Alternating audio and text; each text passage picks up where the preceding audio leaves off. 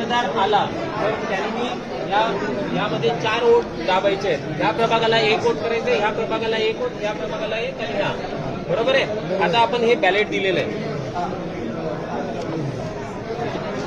हा busy lamp पेटलेला आहे. जेव्हा मतदार आतमध्ये जाईल तेव्हा त्याच्या डाव्या बाजूला पहिला हा असेल, पहिला युनिट अ ब.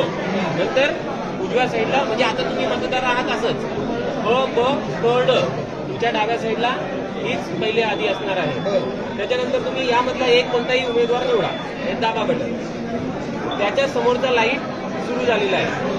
याच्यातला निवडा किंवा कसं सिक्वेन्स अशी घ्या, असं क्रॉस घ्या, चालेल. करून बघा परत एकदा घ्या. आणि ड मधला पहिल्याला निवडलाय करा. अजून कसं करायचं तुम्हाला हे बघा, हा एक आहे. आता जर जेव्हा चौथा हा प्रेस करणार आहे दाबा, त्यावेळेस मशीनमधून आवाज येईल.